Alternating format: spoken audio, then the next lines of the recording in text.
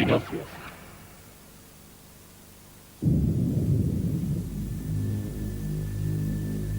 Tiene todas las características de una buena película de catástrofes. Una amenaza inminente que pone en peligro la supervivencia del mundo. Después de un comienzo casi benigno, un ligero cambio de la temperatura global, el clima del planeta podría desembocar en un desastre, desertizando grandes extensiones de tierra y sembrando estragos en nuestra civilización. Según los defensores de la teoría del efecto invernadero, este anuncia algo semejante a un apocalipsis, una tierra reseca y abrasada por el sol, un clima caótico. No es una teoría apoyada solo por unos cuantos chiflados, sino también respaldada por importantes y competentes políticos y académicos. Sin embargo, hay un problema. Existen pruebas de que no es cierta. La conspiración del efecto invernadero.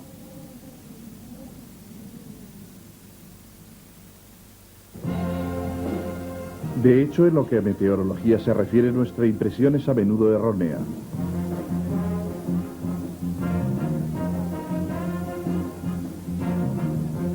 En una conferencia celebrada el Día del Medio Ambiente en la Universidad de Missouri, Estados Unidos, uno de los ponentes era Pat Michaels, profesor de ciencia ambiental en la Universidad de Virginia.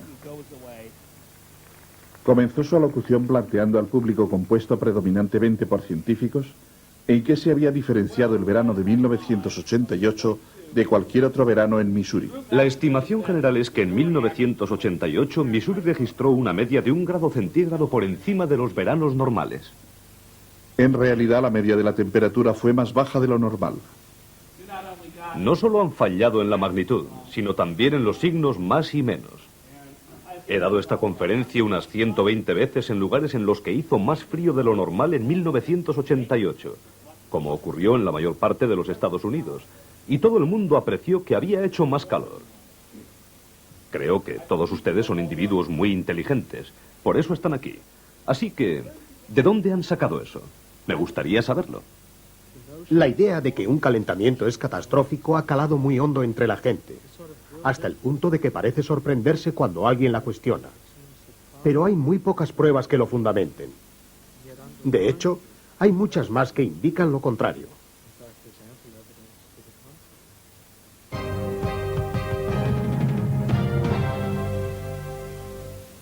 Varios expertos indican que todo el planeta se está calentando debido a la generalización del efecto invernadero, que consiste en la retención del calor a causa de la contaminación de la atmósfera, informa Robert Henken. Un comité del Senado ha recibido a varios científicos que aseguran que el fenómeno denominado efecto invernadero empieza a afectarnos. Si no se ubican, los problemas pueden causar potencialmente una especie de caos no muy diferente del que se produce en las guerras mundiales.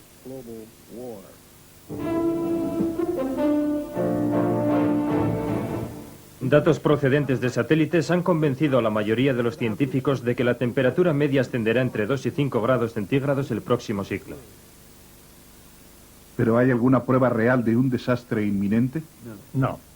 No hay ninguna prueba para pensar en un cambio catastrófico en el clima, hoy por hoy. ¿Ninguna en absoluto? No. Ninguna en absoluto.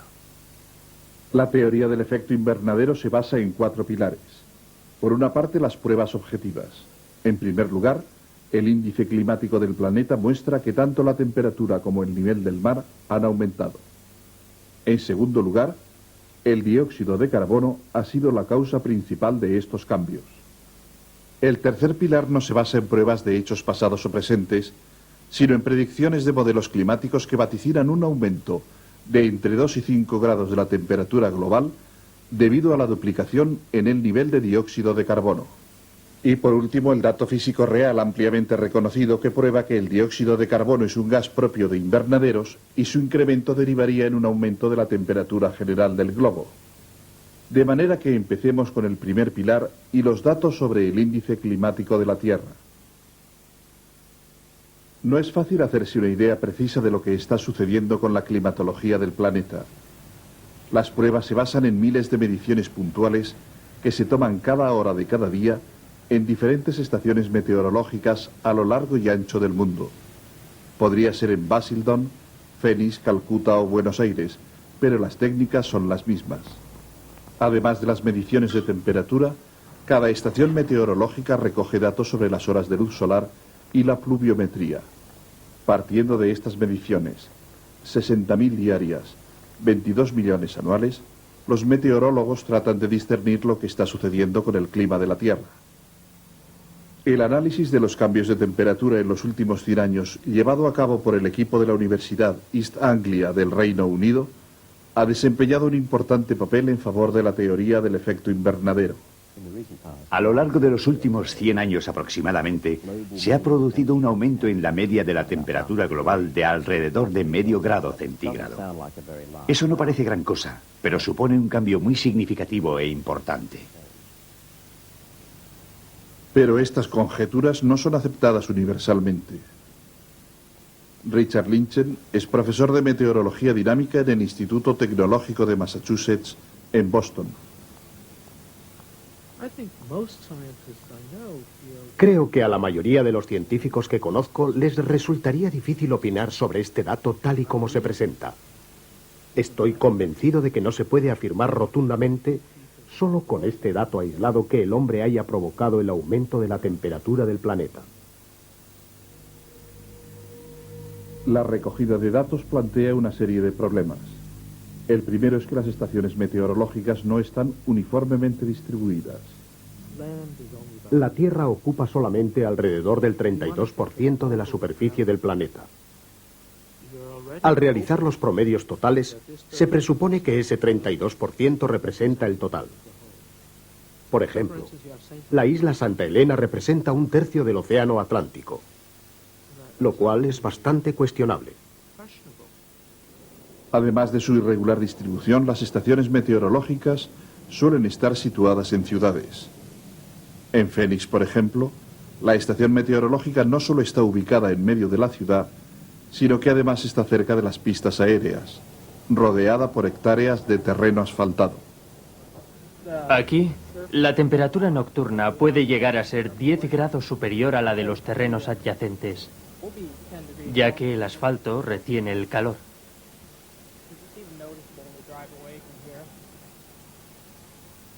Phoenix es como cualquier otra ciudad. A medida que ha crecido, la temperatura ha aumentado.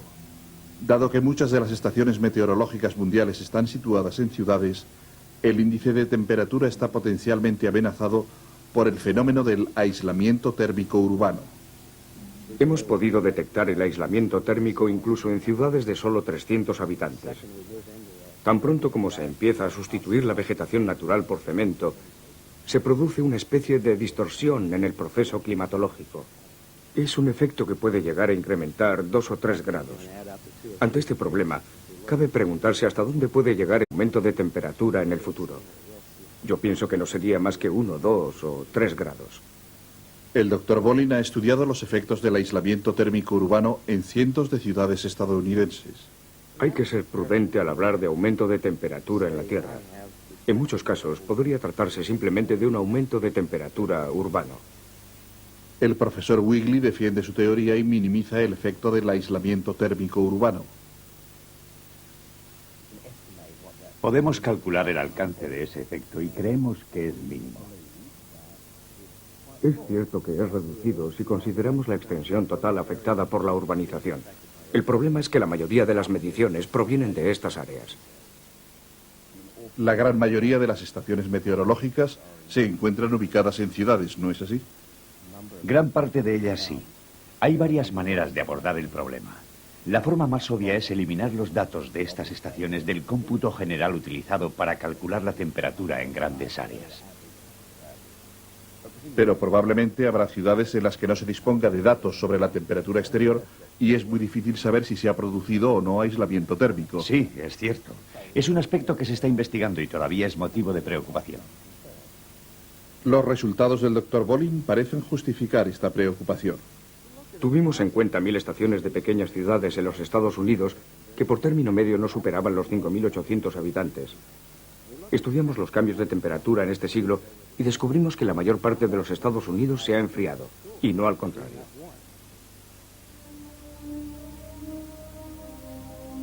Además, los nuevos datos procedentes del espacio hacen aún más dudosas las mediciones.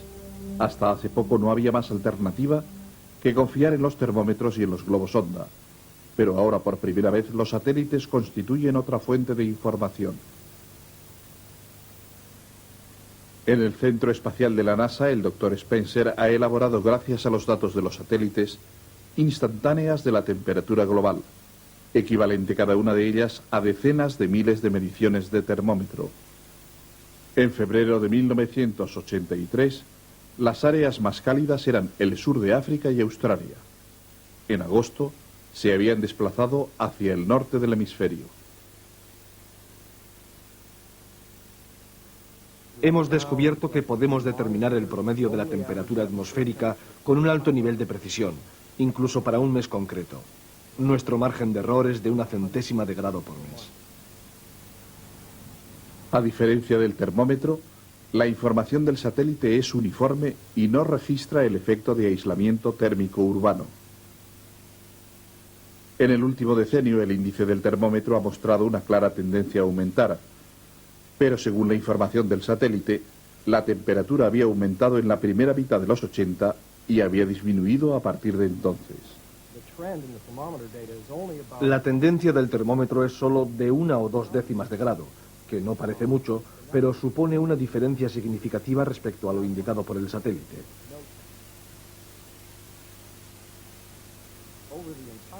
Durante todo el decenio no se produjo ningún cambio. Por primera vez los satélites han proporcionado una alternativa a los datos terrestres y no han mostrado variación. Así pues, hay una grieta en el primer pilar que apoya la teoría del efecto invernadero. El efecto de aislamiento térmico urbano y la información de los satélites cuestionan los datos en los que se basa la idea del aumento de temperatura. Pero incluso si aceptamos como precisos los datos del termómetro, determinar si ha existido o no un aumento de temperatura depende del periodo de tiempo elegido. ¿Está de acuerdo en que durante los últimos 10 años no ha habido un aumento en la temperatura global?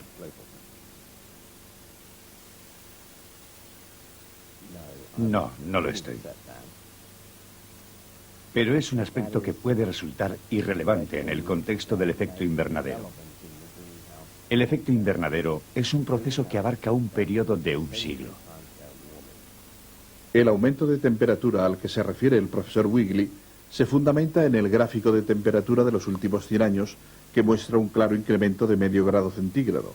El problema es que la tendencia depende del periodo que se decida examinar. Si se varía uno de los extremos del segmento registrado, también la tendencia varía. No se puede representar con una línea recta ese aumento de temperatura. ¿Quiere decir que si consideramos un periodo de 50 años, el resultado cambiaría? Sí, por completo. En los últimos 50 años no ha habido variación. Bajó y luego subió. Y si consideramos los años desde 1930 hasta 1970, el promedio de la temperatura disminuye ostensiblemente.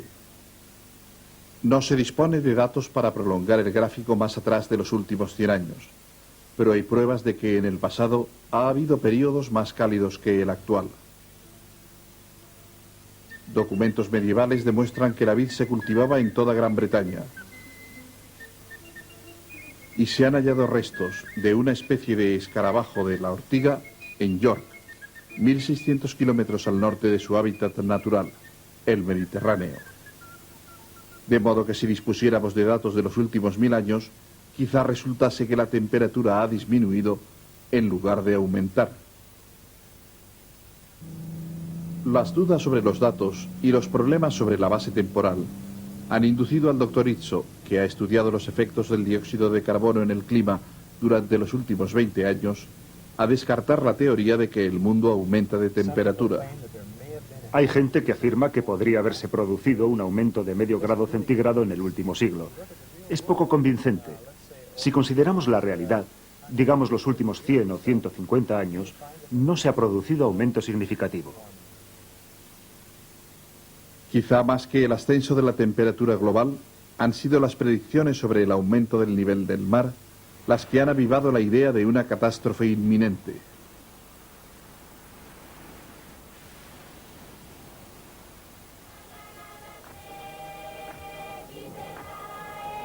Etnias enteras han tenido que afrontar el desastre. Mientras los niños juegan, las aguas suben de nivel año tras año. Cuando estos niños lleguen adultos, el Pacífico se habrá tragado los 9 cabos arenosos de las islas Tuvalu. Si los pronósticos son correctos, el mar crecerá 60 centímetros durante los próximos 50 años. No solo los medios de comunicación, sino también los científicos plantean la situación de forma dramática. El estadounidense Steve Snyder es uno de los principales teóricos sobre el aumento de temperatura. Si el nivel del mar aumenta y las predicciones indican desde unas decenas de centímetros a quizá 1 metro o más durante los próximos 100 años, no es grave en sí mismo, excepto en lugares a nivel del mar como Maldivas, Venecia y probablemente Londres. Lo que sí es preocupante es que el aumento de temperatura en el mar produce también un aumento en la energía de las tormentas. Por tanto, existe una mayor probabilidad de huracanes y otras catástrofes naturales provocadas por la evaporación oceánica.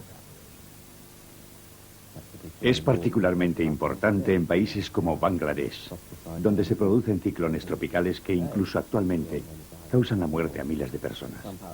Creo que en algunas partes del mundo las consecuencias podrían llegar a ser muy graves.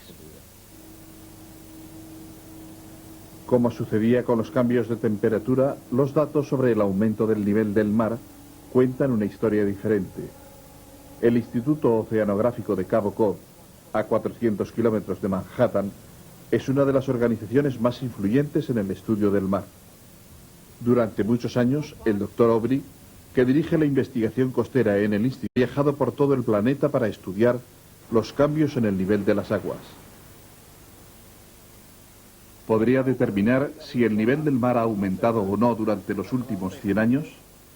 No, no se puede determinar con precisión cuánto ha aumentado el nivel del mar en todo el planeta.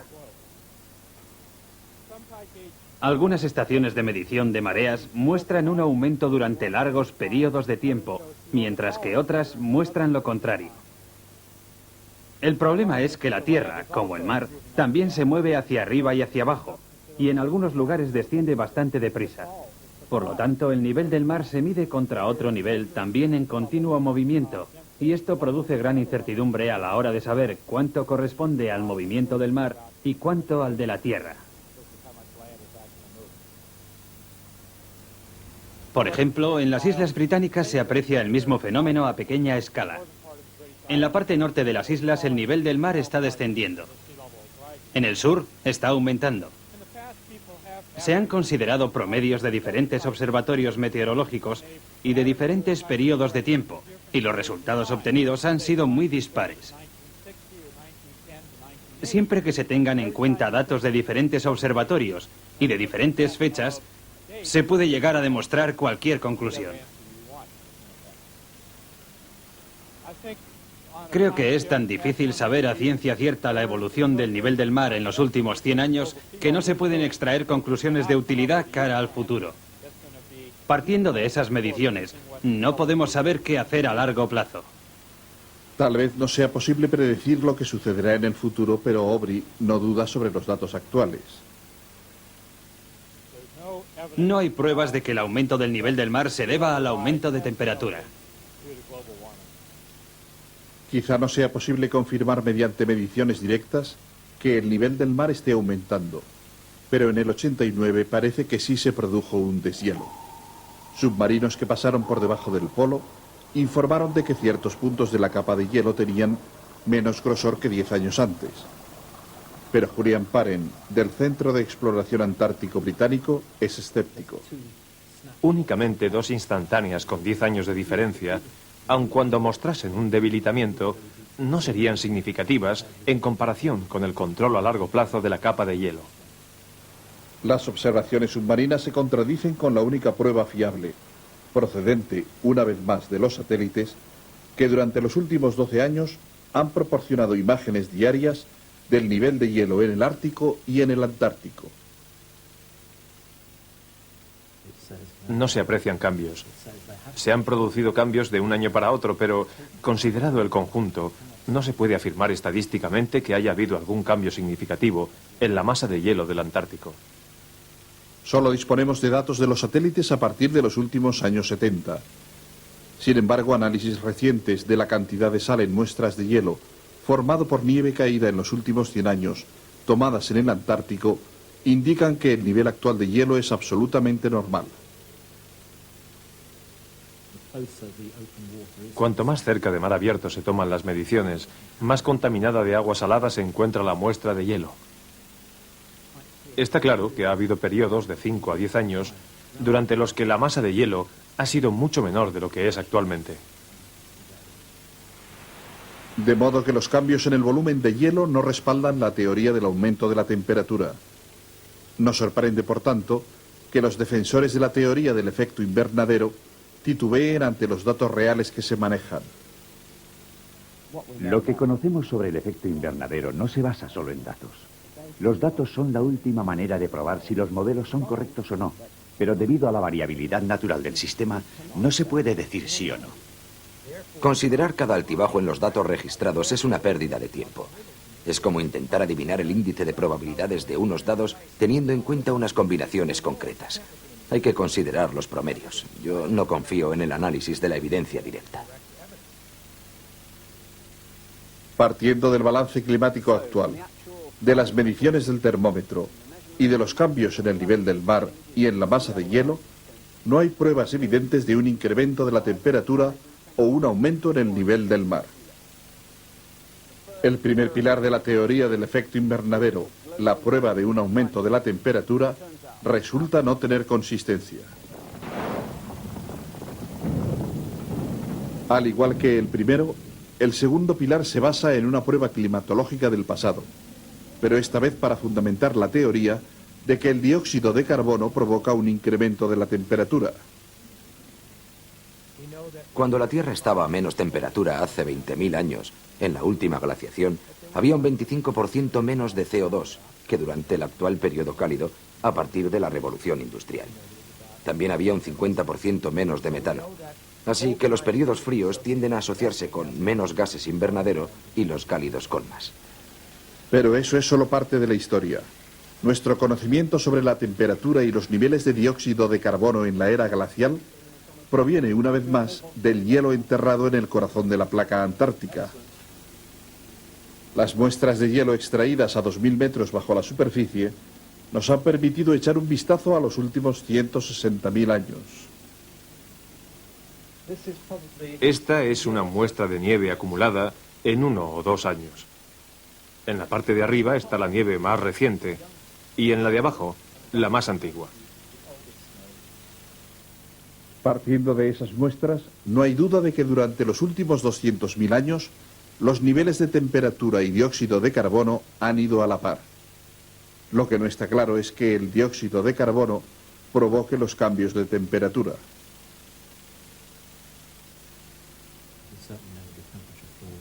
Sabemos con certeza que la temperatura desciende mucho antes que los niveles de dióxido de carbono. ¿Es verdad que el descenso de la temperatura causa el del dióxido de carbono? Está claro que el descenso de la temperatura provoca, en definitiva, un descenso en el dióxido de carbono. Es un efecto bastante directo. Así que si las muestras del pasado remoto nos dicen que fue la temperatura y nada más lo que hizo que cambiaran los niveles de dióxido de carbono, ¿qué es lo que nos dice el pasado reciente? Un asunto sobre el que no hay discusiones es que los niveles de CO2 de la atmósfera han aumentado sustancialmente, pero el aumento no ha sido constante. Los niveles de dióxido de carbono han crecido lentamente desde mediados del siglo pasado, pero no ha sido hasta los años 50 cuando han comenzado a aumentar rápidamente. Incluso aunque aceptáramos los datos termométricos, el cambio de temperatura supuestamente causado por el CO2 no coincide con el aumento de dióxido de carbono. Parece evidente que el aumento de la temperatura se dio antes de que apareciera un aumento de los gases. Sí, de hecho es un bonito rompecabezas. ¿Y cómo se puede resolver? En la primera parte del siglo se produce un gran calentamiento natural. La variabilidad natural puede ir en ambas direcciones, así que, ¿por qué no podría darse durante los próximos 40 años un enfriamiento natural que fuera lo suficientemente intenso como para anular el efecto invernadero? Michaels tiene una respuesta más sencilla. Son muchas las cosas que han de ir contra una teoría simplista antes de que uno tenga que admitir que tal teoría es simplista y que necesita ser revisada. Así que el historial climático no solo no puede demostrar que el dióxido de carbono sea la causa del cambio de temperatura, sino que parece evidenciar lo contrario. El segundo pilar que sustenta la teoría del efecto invernadero resulta ser tan inconsistente como el primero. El tercer pilar que sustenta la teoría del efecto invernadero es el de los modelos climáticos. Quizá más que cualquier otra cosa hayan sido las predicciones de estos modelos, según las cuales la duplicación del CO2 aumentaría en 2 o 3 grados la temperatura del globo para finales de siglo, la que haya causado el miedo a una crisis inminente. ¿Pero podemos fiarnos de tales predicciones? Pese a su similitud superficial, los modelos climáticos son radicalmente diferentes en sus características de los utilizados para las previsiones meteorológicas diarias. Los modelos computerizados utilizados para pronosticar el tiempo, que nos son familiares, empiezan con la información del momento concreto e intentan calcular lo que va a ocurrir durante las próximas horas y días. La complejidad de las matemáticas que se utilizan hace que las predicciones de los aparatos no sean muy precisas cuando el plazo es superior a 5 días. Los cambios climáticos se producen a lo largo de décadas y siglos, por lo que estos modelos de predicción meteorológica no sirven para calcularlos. Por otro lado, los modelos climáticos no pueden predecir el tiempo de un día concreto. Estos intentan simular el clima general de la Tierra desde unos principios básicos. La computadora recibe información sobre el calor que llega desde el Sol, las leyes de la física que describen cómo se transmite el calor y las propiedades de radiación de la atmósfera. Entonces calcula la temperatura de la Tierra, la velocidad del viento, las lluvias, etc. Los modelos simulan entonces el clima de la Tierra para un número de años y elaboran un ciclo de temperaturas medias anuales. Podemos ver cómo la temperatura media pronosticada para un solo año varía a lo largo de este tiempo. Las zonas rojas están más calientes de lo normal y las azules más frías. Pero según el modelo, si el CO2 se duplicara, las zonas calientes serían mucho más amplias de lo normal. Este modelo, producido por el departamento de Steve Snyder del Centro Nacional de Investigación Atmosférica de los Estados Unidos, es uno de los 5 modelos climáticos más acreditados del mundo. Pero si tenemos que creer en las predicciones de estos modelos, primero hemos de estar convencidos de que pueden simular con precisión nuestro clima actual. El Dr. Mitchell dirige el equipo del Instituto Meteorológico Británico, el cual ha desarrollado otro de los mayores modelos climáticos del mundo. Lo que conseguimos en general no es solo la distribución de la temperatura de norte a sur, sino también su variación a gran escala a lo largo y ancho de los continentes. Y esto, como se puede observar, es mucho. Lo hacemos muy bien. Nos tomamos nuestro tiempo para saber que cuando el sol está alto hace más calor y que cuando está bajo hace frío. Recuerdo que una vez en el Congreso uno de los senadores me preguntó: ¿les hemos pagado $1.000 millones para que nos digan que en verano hace calor y que en invierno hace frío? Mi respuesta fue: sí, señor, y estamos orgullosos de ello. Pero otros científicos están menos impresionados. Yo no creo que podamos afirmar que los modelos sean precisos en este momento. Son herramientas experimentales. Estamos intentando forjar estas herramientas con el objeto de utilizarlas para predecir asuntos delicados como el del calentamiento, el cual requiere una precisión de la que estos modelos simplemente carecen. Lo cierto es que no entendemos los modelos lo suficientemente bien como para tomarnos en serio sus predicciones. Se les ha criticado a los modelos el haber sido incapaces de tener en cuenta los famosos efectos de reacción. Algunos de los más importantes son los relacionados con las nubes. El profesor Jonas es un experto mundial en los efectos de las nubes sobre el planeta. Sus experimentos van dirigidos a descubrir cómo reflejan los rayos de sol los diferentes tipos de nubes. Los modelos climáticos no analizan las nubes con mucho rigor. Y esto hace que sea muy difícil medir la verdadera magnitud de los efectos de reacción dentro de esos modelos. Si la temperatura aumenta, se produce una mayor evaporación y se forman más nubes. Pero en contrapartida, las nubes desvían las radiaciones solares. Esto tiene como consecuencia que el calentamiento de la superficie de la Tierra sea menor. Así que el efecto de aumento de la temperatura debido al dióxido de carbono queda reducido por la presencia de las nubes. Unas consecuencias nada despreciables. La ecuación del balance energético nos indica que al seguir todo lo demás igual, si variamos la reflectividad del globo simplemente en un 2% más o menos, estaremos compensando el hecho de que el nivel de dióxido de carbono se haya duplicado, porque habremos desviado una parte de las radiaciones solares. Así que el más ligero cambio en las nubes, las cuales son responsables de lo que acabo de explicar, el más ligero cambio puede ejercer una influencia drástica en la respuesta del mundo a la presencia de los gases. Así que, aceptada la simplicidad de los modelos, sería inteligente aceptar también sus resultados con cautela. Nos proporcionan aproximadamente el ciclo estacional de temperaturas correcto. Nos demuestran que en el Ecuador hace más calor que en los polos. Pero algunas de las cosas que menciona son generalidades, ¿no es así? Generalidades, sí. Si un modelo no demostrara que hace más calor en el Ecuador que en los polos, el asunto sería grave, ¿no cree? Sí, pero es muy importante saber que un modelo utilizado para realizar estudios climáticos predice con cierta fiabilidad las tormentas en el norte del Atlántico o que demuestra que el Sáhara debería ser un desierto. Pero demostrar que el Sáhara es un desierto es precisamente lo que no pudo hacer el modelo del Instituto Meteorológico, según lo publicado sobre sus hallazgos. Sus predicciones sobre las lluvias indican que en verano llueve tanto en el Sáhara central como en Irlanda o en Escocia. No hay duda de que en las escalas regionales de 2000 kilómetros o menos uno no puede fiarse mucho de las predicciones de los modelos. Otros llegan más lejos. No creo que exista ninguna evidencia que nos induzca a creer en lo que los modelos nos dicen. En este momento están prediciendo que, dado el aumento del contenido de CO2 que se ha producido en el último siglo, más o menos, la temperatura debería haber aumentado un par de grados centígrados. Pero esto no ha ocurrido. Puede que haya subido medio grado centígrado, pero esto puede ser por otras causas, o puede que no se haya dado ningún calentamiento en realidad. Quizás sea una alteración en los datos debida a problemas tales como el efecto de aislamiento térmico urbano. En conjunto, ¿confía usted en que los modelos proporcionan datos fiables sobre los cambios que se están produciendo en el globo?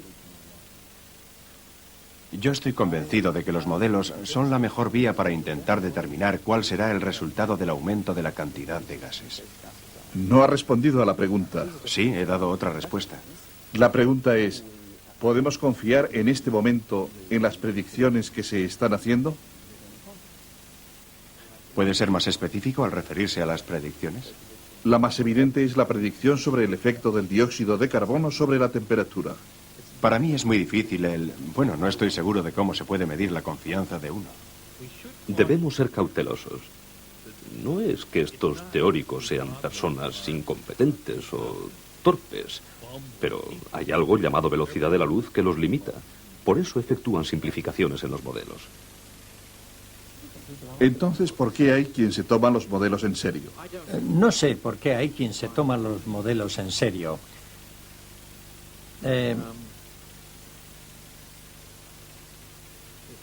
Para mí es muy difícil entender que alguien que conozca estos modelos, las diferencias existentes entre ellos y sus predicciones sobre una región en un momento concreto, sea capaz de tomarse en serio predicciones de aquí a 50 años después de haber comparado los pronósticos de unos y otros. El tercer pilar que sustenta la teoría del efecto invernadero resulta ser tan débil como los dos primeros. Así que solo queda un pilar sobre el que basar la teoría, la física elemental. Para mí, y es algo en lo que creo firmemente, la gran probabilidad de que el próximo siglo se produzca un cambio sin precedentes no está basada en el comportamiento del planeta en los últimos 100 años. En el último siglo se han dado una gran cantidad de factores desconocidos e imposibles de conocer que están basados en la física del invernadero.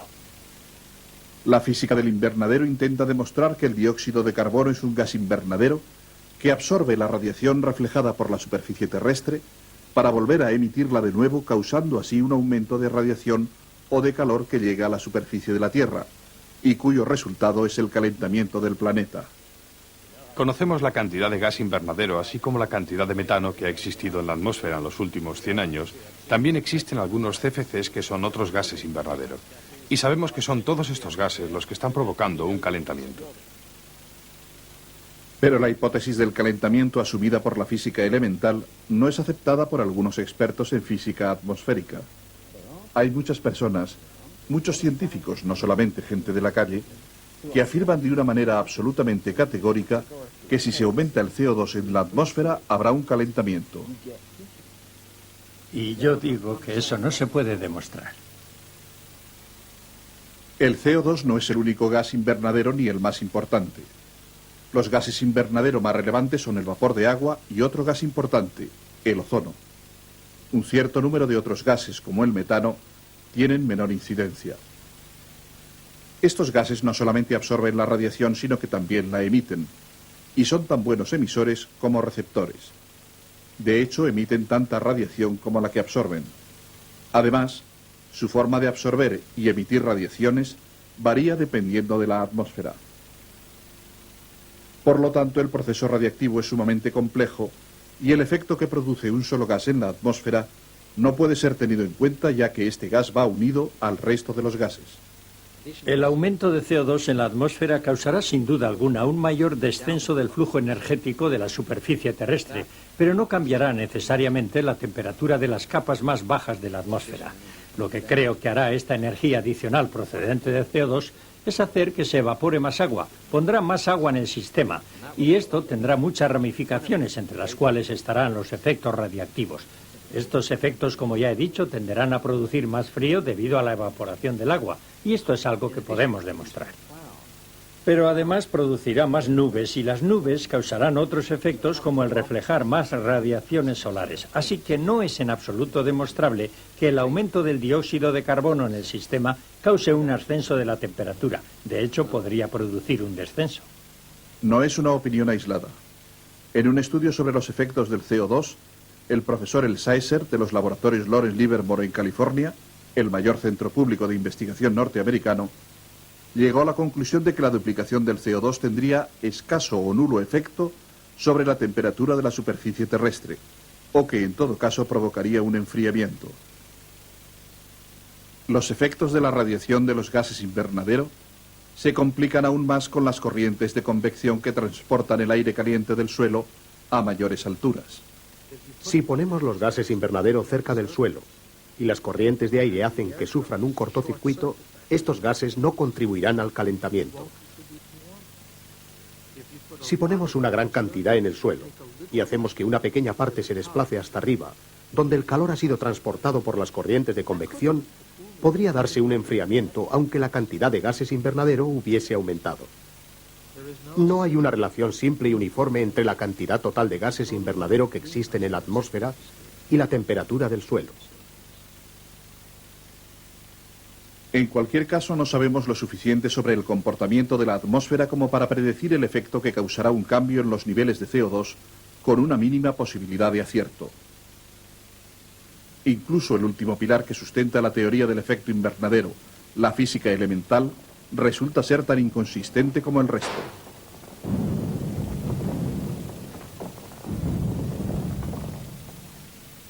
Aunque no hay pruebas de que el aumento del dióxido de carbono sea perjudicial, nos resulta difícil considerarlo un agente contaminante. Pero para las plantas el dióxido de carbono es el equivalente al oxígeno, el gas esencial para la vida. Y bien pudiera ocurrir que el aumento de los niveles de CO2 resultara ser beneficioso. La vegetación de este planeta se desarrolló y adquirió sus características básicas dentro de una atmósfera que tenía un nivel de dióxido de carbono superior al del actual. Por lo tanto, la lógica nos dice que si hubiera más CO2 en el aire, las plantas crecerían más. Y de hecho esto es completamente cierto. El doctor Iso lleva 3 años cultivando naranjos agrios en recintos que contienen el doble de la cantidad normal de dióxido de carbono. El aire enriquecido con CO2 es bombeado continuamente dentro de las cámaras y se libera a través del techo. Al mismo tiempo cultiva otros árboles iguales en idénticas condiciones, pero estos solamente reciben aire normal. Los árboles están plantados directamente en el suelo. Esta cámara de aquí recibe el doble de la cantidad normal de CO2 que se encuentra en la atmósfera. Y como ve, están creciendo bastante bien. Son más altos que nosotros. Los otros árboles reciben solamente el aire ambiental o normal. Y resulta que son solo la mitad de grandes que los que están en la cámara de aire enriquecido. Los árboles enriquecidos son un 180% más voluminosos en el tronco y las ramas que los árboles que están en la cámara que recibe aire normal. Sería interesante que nos preguntáramos cuánto CO2 podríamos poner en la atmósfera si, por ejemplo, quemáramos todo el combustible fósil de la corteza terrestre. Se ha calculado que el nivel máximo sería unas 10 veces el actual. Y según todos los estudios que se han hecho, 10 veces el nivel actual seguiría sin ser nocivo para la vida animal y sería muy beneficioso para las plantas. Es muy probable que vayamos a necesitar el beneficio añadido del enriquecimiento del aire con CO2 para alimentar a las generaciones venideras.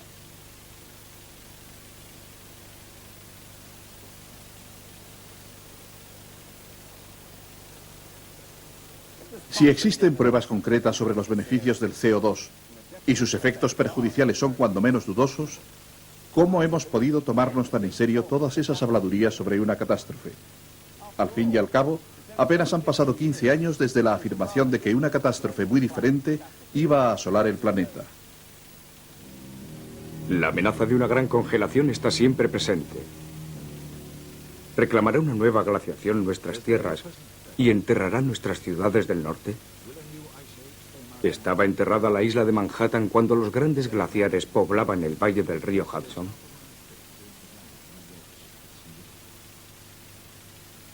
¿Acepta el hecho de que hace 10 o 15 años la gente hablaba de que el planeta se estaba enfriando y no calentando? Sí, hace 15 años la gente hablaba de un enfriamiento del globo, pero no todo el mundo estaba tan seguro. Yo tampoco. Dice que no creía en el enfriamiento del globo, pero en su primer libro usted dijo: he citado muchos ejemplos sobre la reciente variabilidad climática y he repetido las advertencias de conocidos expertos en climatología sobre la existencia de una tendencia al enfriamiento, quizá algo parecido a una pequeña glaciación. Esto lo dijo hace 14 años. Sí. ¿Entonces? Lo dije porque en aquel momento era verdad. Pero hay que ser honesto y decir las cosas como son. No me importa que se me recuerde lo que dije en los 70. Pero ¿y si lo añadimos al hecho de que está usted pidiendo a los gobiernos que gasten miles de millones en una teoría completamente contraria a la que defendía hace una década? No tengo ningún problema en decir que la gente aprende. No me avergüenzo de lo que pensaba hace 10 años. Debería recordar que en mi época de estudiante lo de la próxima glaciación era como un mensaje evangélico. Y a decir verdad, me costó bastante aceptar todo eso del calentamiento. Así que este no es el primero. Es el más ruidoso de los anuncios de un apocalipsis climático, pero no es el primero. Puede haber muchas razones por las que queramos creer en un apocalipsis, pero para los científicos implicados la respuesta es muy sencilla. Es más fácil conseguir fondos si uno es capaz de demostrar que el desastre climático es inminente. A finales de los 70 se hablaba de la llegada de otro período glacial y ahora se habla del calentamiento del globo. ¿Quién sabe de qué se hablará dentro de 10 años? Pero, por supuesto, la ciencia se beneficia del catastrofismo.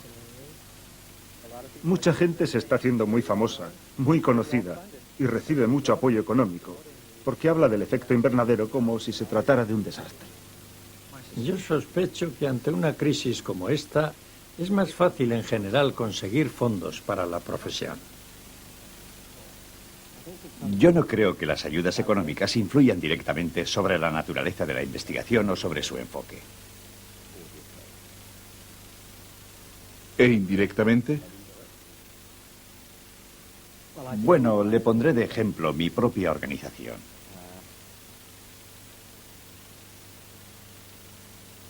Me ha hecho una pregunta muy difícil, ¿sabe?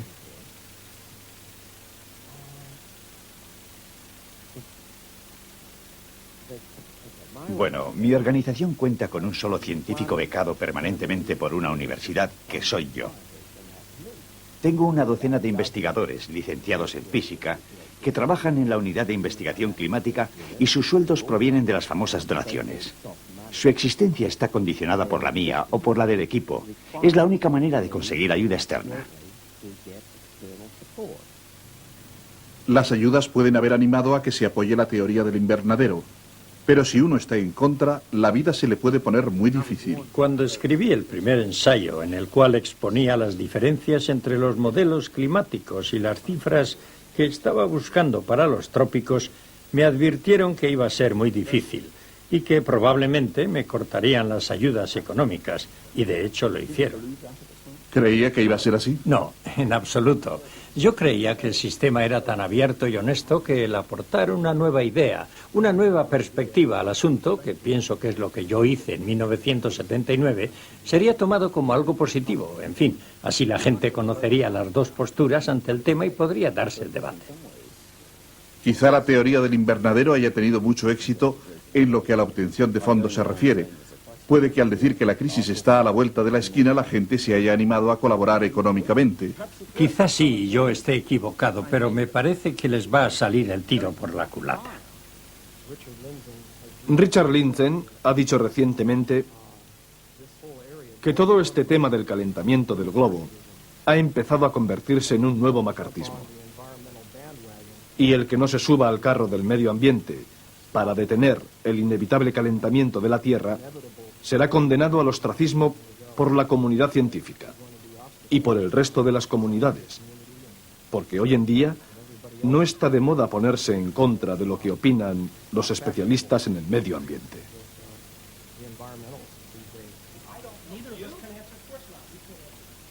Las personas que tengan un punto de vista que no pueda ser políticamente aceptable van a tener problemas, lo cual no es sorprendente.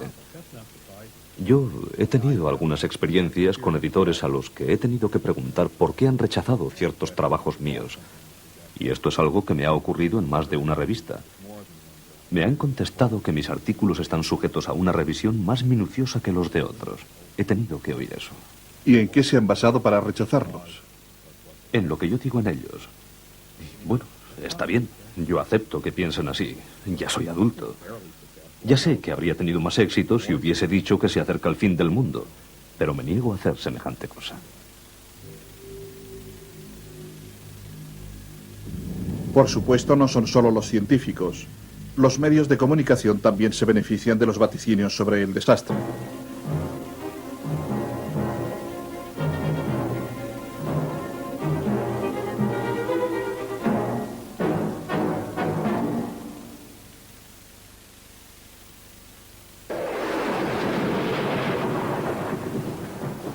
Tormentas, ciclones, sequía, fuertes vientos e inundaciones. Una anticipación al calentamiento del globo. Un cambio del clima causado por la contaminación a la que el hombre ha sometido al planeta.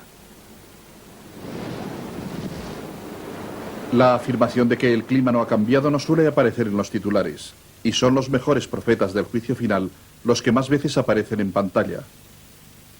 La velocidad del cambio es tan rápida que no dudo en tildarla de potencialmente catastrófica para los ecosistemas. Hay afirmaciones hechas desde un irrealismo tan manifiesto que me dan vergüenza. Creo que desacreditan a mi ciencia. Pienso que pueden surgir problemas que hagan que nos sea necesario depender del juicio científico. Y si arruinamos nuestra credibilidad, estaremos dejando a la sociedad con uno de sus recursos de cierta importancia disminuido. Claro que se dice siempre la verdad, pero ¿cuánta gente ve durante más de 2 segundos las noticias de la noche? ¿Se puede explicar todo el tema en un par de segundos? Hay que ofrecer una información selectiva. Y si los científicos y los medios de comunicación se han puesto de acuerdo para crear una buena historia, los políticos no han tardado en ver las ventajas que esto les ofrece. Estaríamos corriendo un gran riesgo con las generaciones futuras si, habiendo recibido la advertencia a tiempo, no hiciéramos nada al respecto y simplemente tomáramos una actitud de, bueno, ¿y a mí qué me importa? ¿Por qué cree que los políticos y desde luego el Congreso se han dejado convencer de que se ha dado un calentamiento del globo? No sé si se han dejado convencer, pero su trabajo es el de ser responsables ante sus votantes. Y sus votantes están convencidos. Para ellos no sería políticamente interesante el actuar sin convicción, ¿no cree? Así que la gente quiere creer en ello. Y los políticos tienen que responder en alguna medida a la gente que los elige. No pueden decirles a sus votantes, sois idiotas, ¿verdad? Puede que no llegue a ser una conspiración. Pero lo cierto es que la teoría del invernadero ha sido promovida por una coalición de intereses. Los científicos han necesitado dinero, los medios de comunicación una historia y los gobiernos una causa que mereciera la pena. Por otro lado, ¿es el milenio quien anima a las naciones hacia un apocalipsis? ¿O es simplemente que en un mundo sin creencias nos hace falta una catástrofe que nos proporcione algo en lo que creer? donde por una vez, en una batalla entre la naturaleza y la humanidad, podamos alinearnos en el lado de los buenos contra las fuerzas del mal. Las cosas han ido demasiado lejos. No sé si se da cuenta de ello. Es una batalla despiadada. ¿A qué se refiere? A que este debate suscita odios. ¿No se ha dado cuenta? ¿Había visto una discusión científica más repulsiva? ¿A qué cree que se debe? No lo sé. Supongo que será porque la gente está convencida de que es una batalla entre el bien y el mal. Si las consecuencias de la teoría del efecto invernadero no van más allá de la cruzada moral, la discusión podría quedar circunscrita a un plan religioso. Pero el asunto no puede ignorarse tan a la ligera. ¿Se aventuraría usted en una política que, según han dicho tantos, y con razón, requiere una reestructuración económica del mundo, sabiendo que lo que el mundo está haciendo choca frontalmente con las bases de esa política?